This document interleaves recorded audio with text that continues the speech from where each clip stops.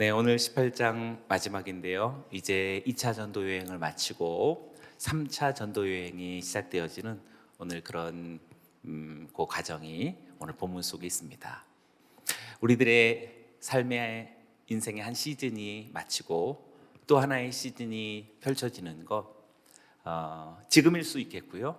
또 바라건대 우리 모두가 각자 다 저마다의 여정이 있겠지만 오늘 이 4월에 2021년 4월에 우리들의 여정이 여기서 일단락하고 다시 새로운 여정이 우리에게 모두 함께 시작되기를 주의 이름으로 축원합니다.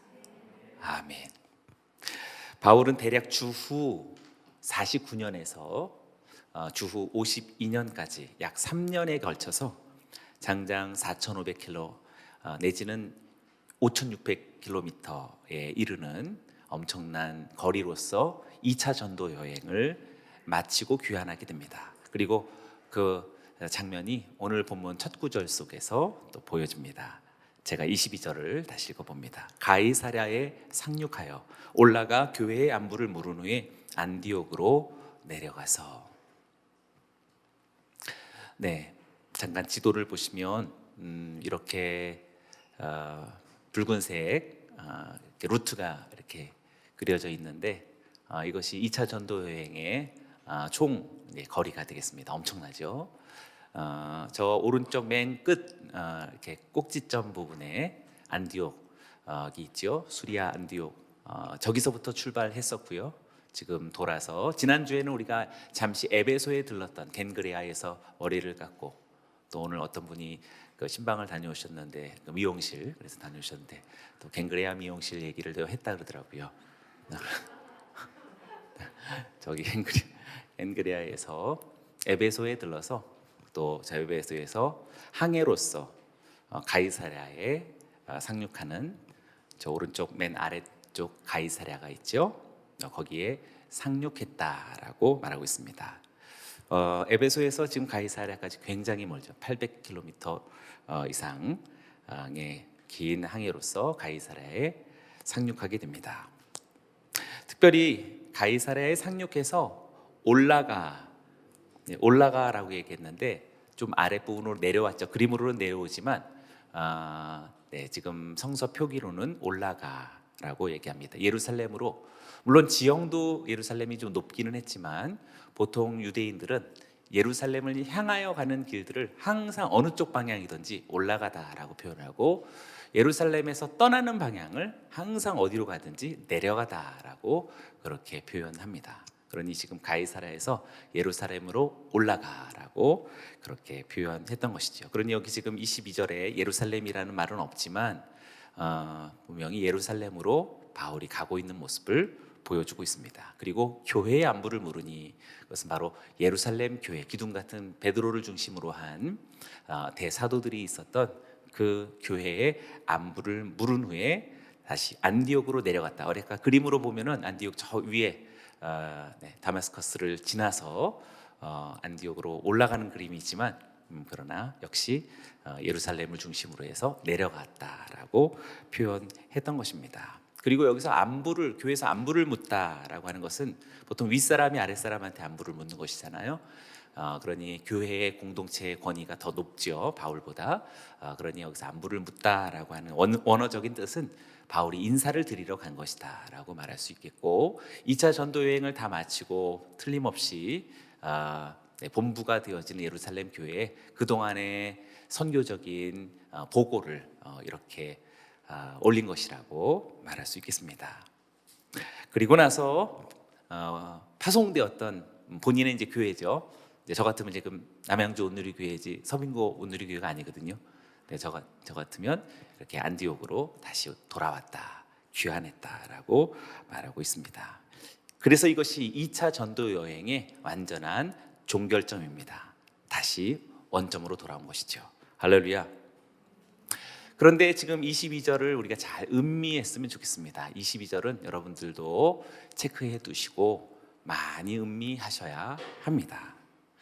가이사랴에서 상륙해 올라가 교회의 안부를 물은 후 안디옥으로 내려갔다라고 말하고 있는데, 본래 지금 22절이지만 18절에 보면 겐그리아에서 머리를 깎은 후에 어디로 가려고 했던 종착점이 있었냐면 바로 안디옥이었습니다. 18절을 다시 한번 보면은요, 바울은 더 여러 날 머물다가 형제들과 작별하고 배 타고 수리아로 떠나갈새, 여기 수리아로 떠나갈새, 수리아 안디옥을 향해서 떠나가다라고. 목표점은 지금 안디옥에 있었던 것이지요.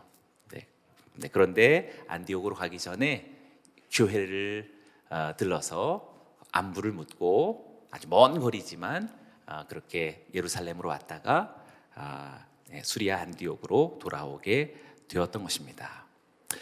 굉장히 먼 거리였죠. 그래서 사실상 중요한 일이 아니라면 이렇게 엄청난 먼 거리를 예루살렘을 내려서 저 위 안디옥으로 가야 할 사실 이유는 없었으리라 생각합니다.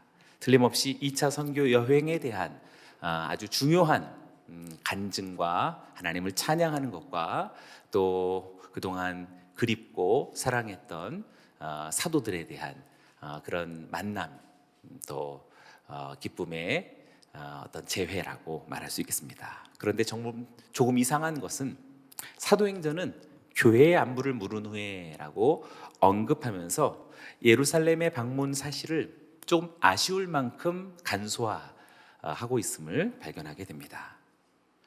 그래서 이것은 앞으로도 조금씩 더 나누겠지만 우리는 여기서 우리 여러 가지 설명하기 쉽지 않은 미묘한 감정들을 이렇게 감추고 있는 것이다라고 말할 수 있습니다. 우리는 이미 고린도서에서 기둥 같은 베드로와 또 바울이 옳은 말 잘하는 바울이 또 베드로에게 일종의 약간 좀 금기 사항이 될 수 있는 어른한테 좀 대들은 것이죠. 또 함부로 했던 그것이 이제 우리에게는 이제 갈라디아서 속에서 충분히 이해할 수 있는 것이지만 사회적 관계 속에서는 쉽지 않은 일입니다. 그리고 또 아무리 옳은 말을 한다 하더라도 일종의 조직과 어떤 공동체 속에서의 그의 위치가 지금 예루살렘에서 어떻게 움직일 수 있는지 그것을 우리는 조금씩 느껴갈 수 있습니다.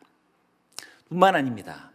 본인이 파송되었고 또 본인의 모교회라고도 할 수 있는 안디옥 교회도 역시 지금 여기 22절 말씀 속에서 안디옥으로 내려갔다라고 이야기하지만 23절에서 다시 보면 조금 후에 또 그곳을 떠나는 모습을 보게 됩니다. 어떻게 보면은 바울에게 안식처와 같고 또 쉴 곳이 될 수 있는 예루살렘 교회 그리고 수리아 안디옥 교회 이 두 곳이 너무나도 이렇게 짧고 싱겁게 금방 스쳐 지나가고 있는 모습을 발견하게 됩니다. 바울의 보금자리는 어디일까요? 바울이 정말 머리 두고 쉴 수 있는 그곳은 어디였을까? 그렇게 의문이 들 만큼 예루살렘 교회와 안디옥 교회의 바울의 그런 둥지가 무척 이렇게 아슬아슬해 보이는 그런 허전함을 느낄 수 있습니다. 누구와 함께 들어왔고 또 누구와 함께 어떤 큰 영적 결실들을 가지고 돌아왔는지 아무런 설명도 하지 않는 어딘지 모를 고독감이 또 침묵과 냉정함으로 굳게 새겨져 있으면서 예루살렘을 그렇게 떠났고 그리고 이제 23절 수리아 안디옥 여기에서도 이렇게 금방 떠나면서 3차 여행이 시작됩니다. 23절을 한번 같이 읽어볼까요? 시작.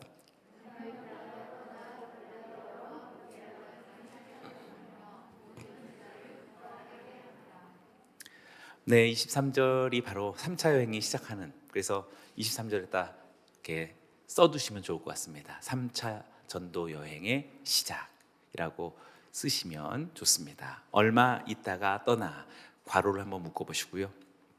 여기 18장 23절부터 21장 16절까지 21장 16절까지 약 6년여의 시간을 이제 여행하기 시작합니다. 3차 전도 여행이 AD 53년부터 대략 58년까지 이제 바울의 마지막 여정이 시작되는 것이지요. 그래서 지금 여기 얼마 있다가 떠나가 대략 6개월 정도 아마 바울이 잠시 안디옥에서 그렇게 자신의 삶을 좀 정돈했던 것 같습니다. 네, 3년 이상의 시간을 이렇게 돌아서 이 먼 거리를 돌아왔으면 사실상 우리 보통 한 1년 정도 쉬어야 되지 않을까 싶은데 6개월 이렇게 남짓한 시간을 있다가 또 다시 3차 여행으로 떠나는 묻고 싶습니다. 왜 이렇게 뭐가 급하냐고 이렇게 묻고 싶을 만큼 그런 바울의 다 알 수 없는 그의 마음을 좀 느껴보고 싶은 것이 바로 22절과 23절이라고 생각합니다. 그는 다시 떠나면서 1차 전도 여행에서 개척했던 갈라디아와 부르기아 땅을 방문하는 것으로 시작하고 있지요. 23절에서 갈라디아와 부르기아 땅을 그렇게 차례로 다녔다라고 이야기합니다. 네, 갈라디아와 부르기아가 어떤 땅인지를 잠깐 한번 이제 3차 전도 여행의 루트를 한번 그림을 이렇게 보시면 네, 이렇게 저기 수리아 안디옥에서 오른쪽으로 이렇게 꺾어서 더베로 들어가죠. 네, 더베에서 루스드라로, 그다음에 이고니온으로, 그다음에 비시디아 안디옥으로, 그리고 에베소로 이렇게 들어가게 됩니다. 이것이 3차 전도 여행의 시작이고 앞으로 이제 우리가 하나하나씩 다 바울과 여정을 같이 나누게 되겠습니다. 분명히 지금 위쪽으로 저기 수리아 안디옥과 더베와 루스드라, 이고니온, 비시디아 안디옥은 1차 전도 여행에서 바울의 아주 정말 이렇게 드라마틱한 그런 여정을 우리가 함께 같이 보았었죠. 그래서 지금 여기 23절에서 보면 바로 이곳을 다시 들른 이유는 모든 제자를 굳건하게 하기 위함이었다라고 말하고 있습니다. 사랑하는 여러분, 저와 여러분들의 신앙이 굳건하여지고 견고하여지고 흔들림 없어지고 더 성숙해지고 더 풍성한 열매를 거둬 나가기를 주의 이름으로 축원합니다. 옆 사람들에게 선포하십시오. 더욱더 굳건해져야 합니다. 네, 저와 여러분들에게는 사실 실족함이라는 것은 이제 정말 인생에 있어서 희귀한 일들이 되어야 합니다. 여기 있는 여러분들에게 실족함이란 어울리지 않아요. 여러분들이 실망했다, 섭섭하다, 또 침체받았다, 옆 사람들에게 당신에게 어울리지 않습니다. 네, 여러분들에게 어울리지 않아요. 여기는 저와 여러분들에게의 문제점이라는 것은 어떻게 하나님의 더 정교한 뜻을 알아서 그 뜻을 우리가 실천할 것인지에 대한 그것에 대한 안타까움일 뿐이지, 우리들에게 있어서 이렇게 정체되었고 또 삶의 문제, 또 관계의 문제, 또 이러저러한 문제들에 의해서 우리가 시달리며 거기에 매여 있을 까닭이 전혀 없겠습니다. 아멘. 아멘. 그러니 굳건해져야 합니다. 지금과 같이 세월이 점점 더 우리의 일상과 땅의 문제에 완전히 빨아들이고 있죠. 마치 개미지옥의 그 곤충처럼 절대 못 올라가게 이렇게 막 빨아들이고 있는 것처럼 경제적인 문제는 점점 더 우리를 이렇게 빨아들일 것입니다.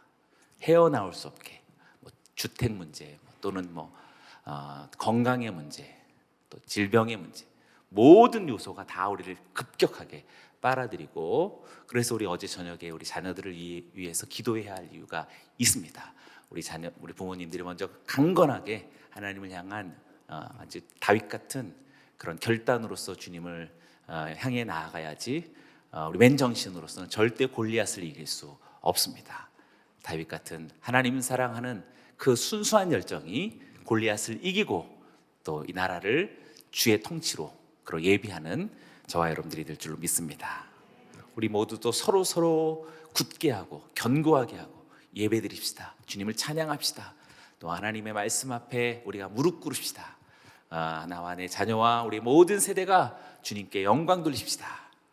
열방으로 주의 복음을 증거합시다 라고 하는 이런 끊임없는 선교적 인생이 펼쳐지기를 원합니다. 할렐루야. 아멘.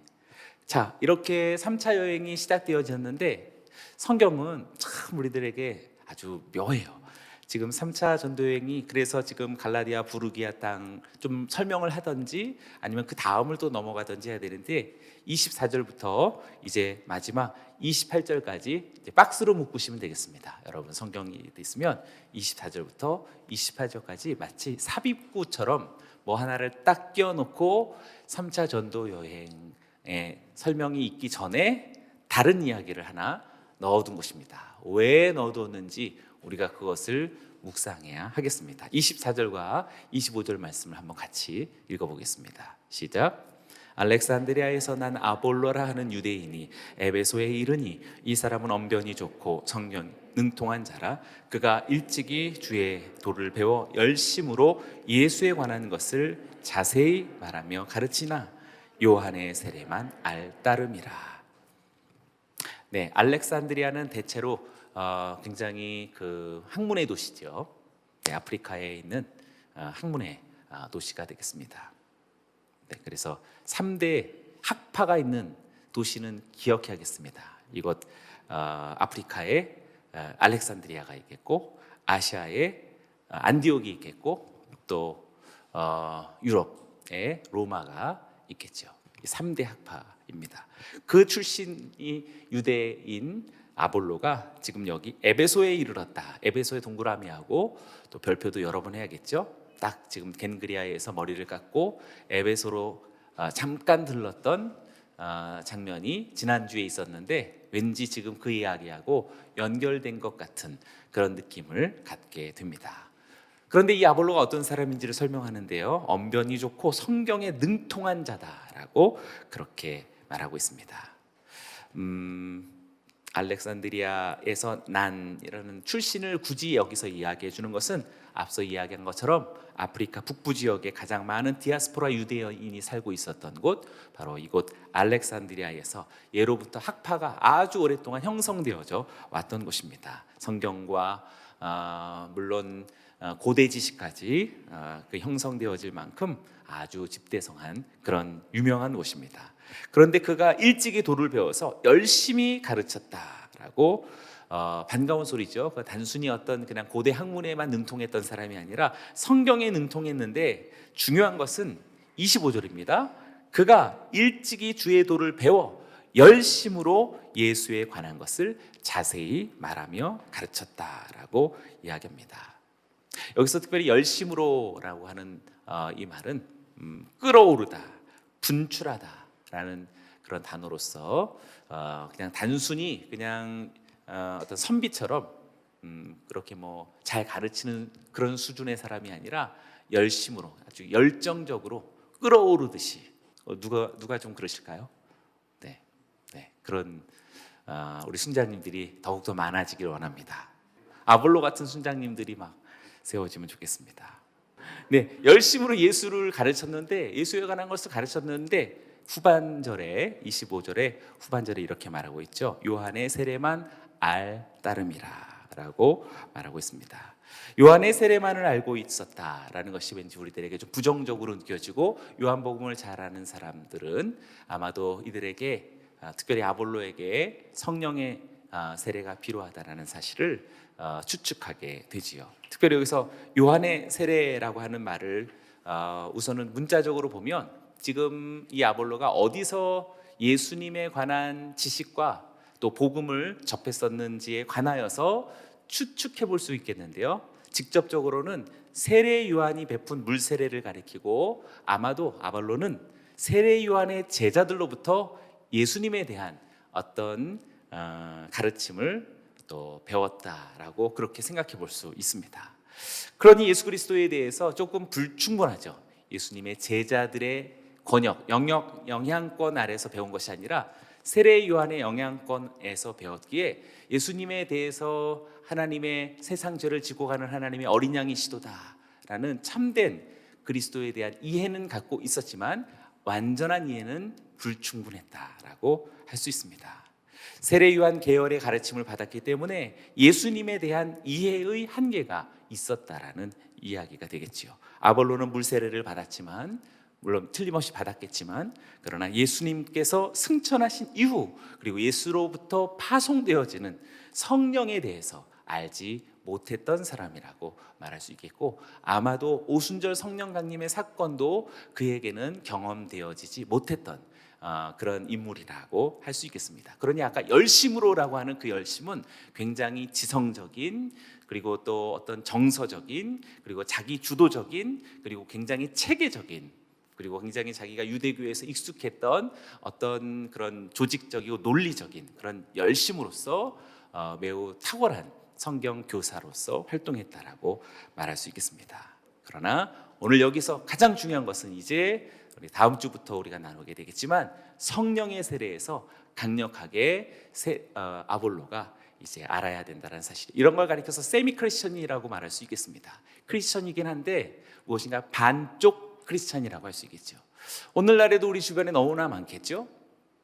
그들은 성령에 대해서도 알지만 사실상 성령에 대해서 알 뿐이지 성령을 체험하지도, 성령과 관계하지도, 성령의 주도권에 그런 영향력 아래 있지도 사실 않다라고 할 수 있겠습니다. 그러니 사랑하는 여러분이요, 오늘 여기 계신 여러분들은 한 사람도 남김없이 반쪽 크리스찬은 존재하지 않고 오직 성령의 사람들이 되어지기를 주의 이름으로 축원합니다. 다음 주에도 함께 같이 나누겠지만, 바울은 2바퀴 돌면 더 이상 오지 않습니다. 3바퀴째는요 다시 오지 않아요. 그래서 방주에서 어린 감람 새 잎사귀를 물고 왔던 그 비둘기도 3번째는 돌아오지 않습니다. 우리들에게 기회는 잠깐 있는 것입니다. 그러니 사랑해야 되고요, 열정적으로 아볼로처럼 해야 됩니다. 아멘. 바울과 같이 살기 원하고 아볼로와 같이 살기 원하고, 오늘 성서 속에서 나오는 다 눈부신 주님의 제자들처럼 우리들의 인생을 아끼지 않고 주의 영광을 위해서 살아가시기를 주의 이름으로 축원합니다. 26절의 말씀을 같이 읽어봅니다. 시작. 그가 회당에서 담대히 말하기 시작하거늘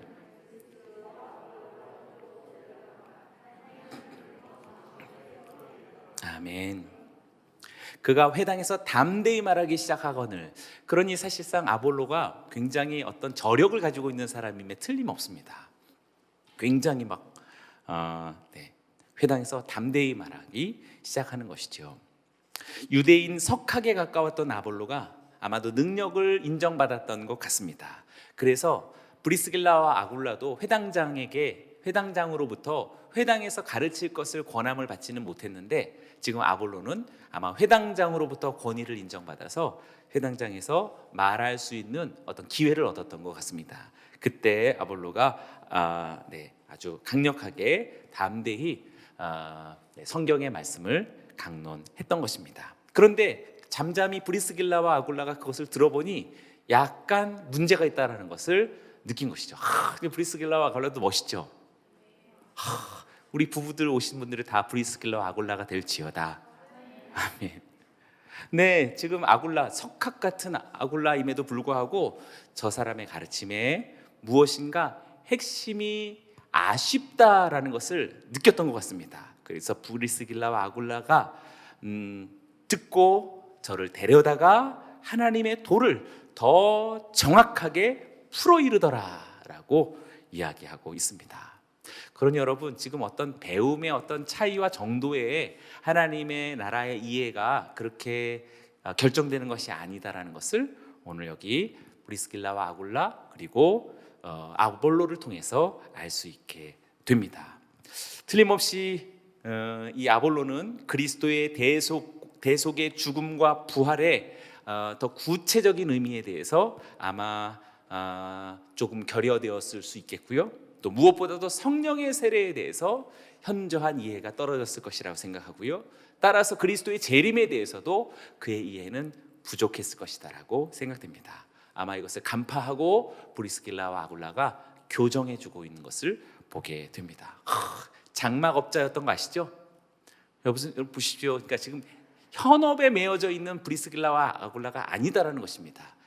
그와 함께 동역했던 바울도 마찬가지죠. 장막업자이지만 그의 온통 생각은 사실상 하나님 나라의 도, 지금 26절에서 말하는 것처럼 하나님의 나라의 도에 대해서 온통 집중, 또 관심, 또 열정, 그것에 대해서 모든 삶의 어떤 플랜이 이렇게 체계적으로 짜여져 있다라는 사실을 알게 됩니다.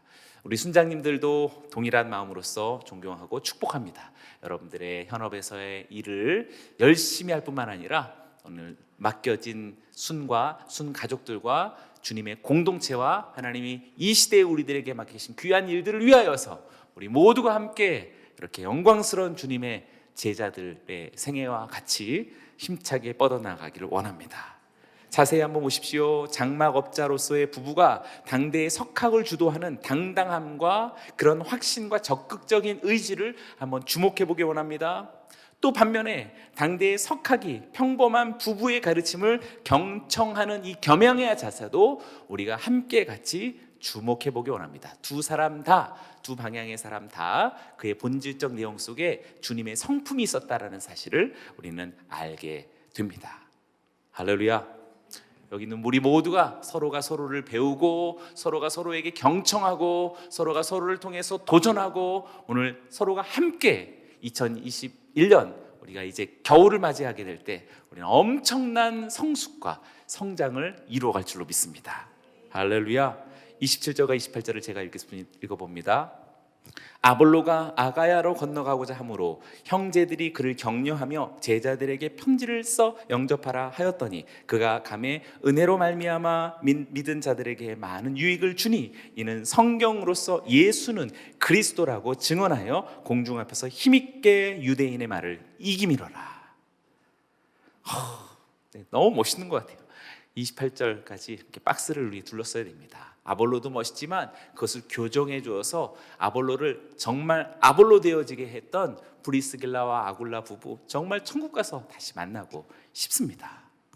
에베소에서 열심으로 전했지만 불완전한 복음으로서 증거하다가 이후에 복음의 핵심을 배우게 되어진 아볼로가 이제 얼마 후에 아가야로 가고자 했다라고 지금 아볼로의 의지를 발견하게 되죠. 여기서 아가야라고 하는 것은 대표적으로 고린도입니다. 고린도로 가고자 했다. 여기서 하다라고 한 말은 거기다 이제 써두시면 좋아요. 원문으로는 열망했다라는 말로서 표현됨이 옳습니다. 그냥 아가야로 그냥 가고자 했다라는 그 단순한 바램이 아니라 아가야로 가려고 열망했다라고 그렇게 간청한 것입니다. 아마도 지금 에베소에서 알게 되어진 고린도 사람들 몇몇이 그의 탁월함에 또한 그의 깊이에 어떤 그 반해하여서 아마 그를 초청한 것으로 보여집니다. 지금 이렇게 성경 사본들도 여러 가지가 있잖아요. 그 중에서 중요한 사본 중에 하나가 베자 사본이라고 있는데 그 베자 사본 속에서는 지금 여기 내용 속에서 고린도의 형제들이 아볼로를 초청했다라고 그렇게 쓰여지는 이런 거 참고하면 좋겠죠. 그리고 괜히 쓰여진 것은 아니겠습니다. 틀림없이 여기 지금 27절에 있는 형제들, 이거 도대체 어떤 형제들이냐? 27절에 있는 형제들은 바로 고린도의 형제들입니다. 아가야에 있는 형제들이 지금 아볼로를 어떤 그런 초청을 했던 것이라고 말할 수 있습니다.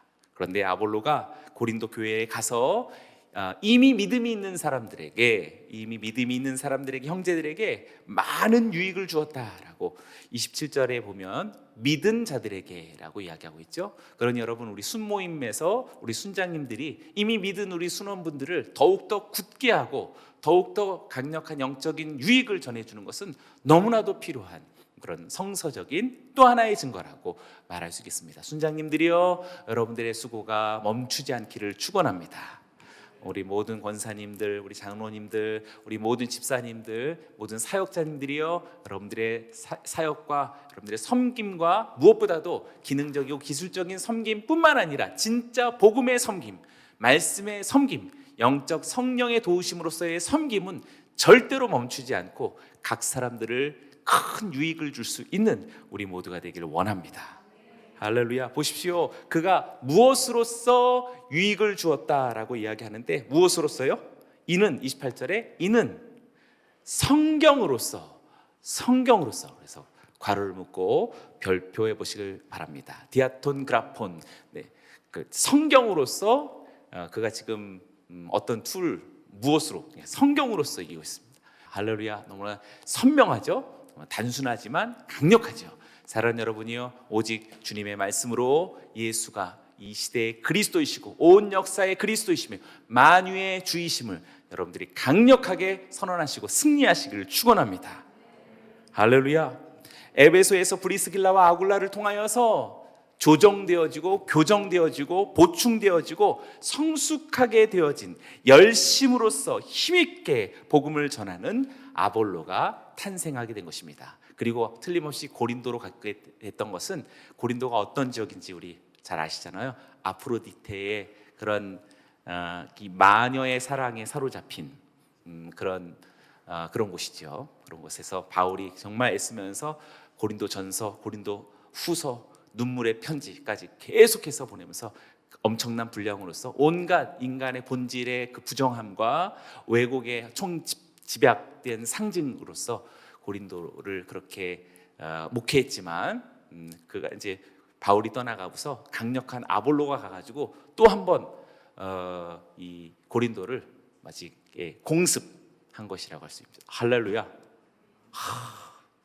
그러니 고린도에서 아볼로파가 있었던 것이겠죠.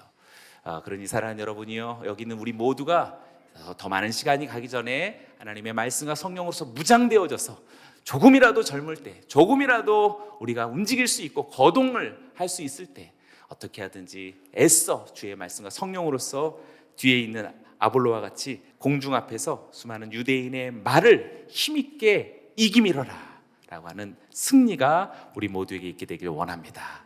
할렐루야. 옆 사람들에게 선포하십시오. 당신에게 반드시 승리가 있을 것입니다. 아멘.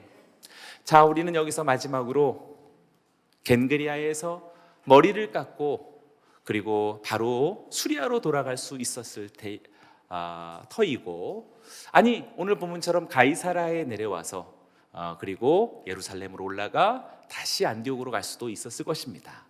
그런데 왜 유독 그는 잠깐 에베소에 들렸던 것일까요?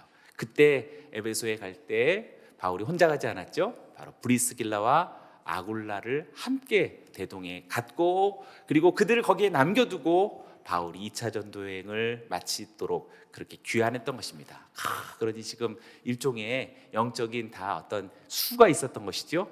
다 이렇게 판이 있어서 딱 브리스길라와 아굴라를 탁 두었던 것인데, 그때 아볼로가 거기에 올 것이라고 누가 알았겠습니까? 그러니 하나님이 하신 것입니다. 아멘.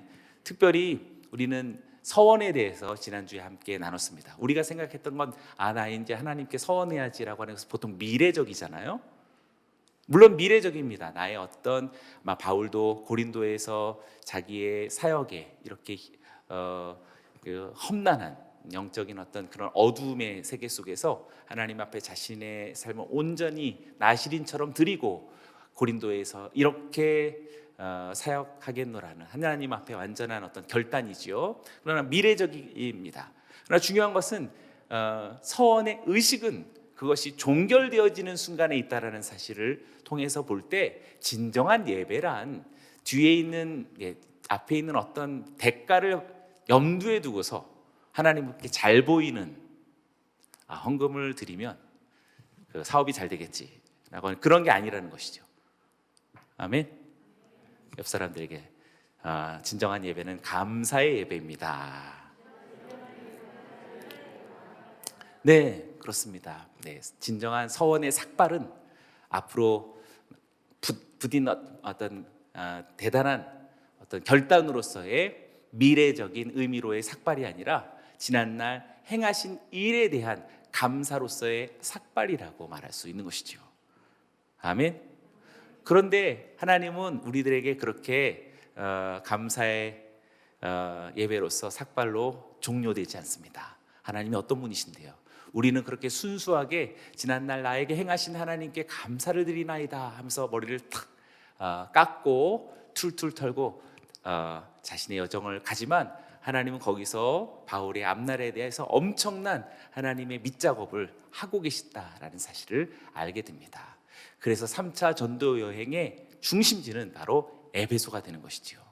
지금 이 에베소에서의 바울의 사역, 아니 바울을 통한 하나님의 사역에 어떻게 보면은 정지 작업을 지금 하나님께서 잠깐 머리를 깎고 그곳을 들렸을 때 브리스길라와 아굴라가 정지 작업을 해주고 있고, 그리고 또 아굴라라고 하는 어떤 엄청난 그런 능력자가 또 하나님의 완전한 손에 붙잡혀 가지고 또 바울의 사역에 일조하는 그런 역할을 하면서 고린도 땅을 이렇게 개혁했던 사실을 발견하게 됩니다. 사랑하는 여러분이요, 저와 여러분들이 감사로 깎은 머리가 지난날에 대한 감사일 뿐만 아니라 앞날에 대한 예언적인 성취다라는 사실을 믿으십니까?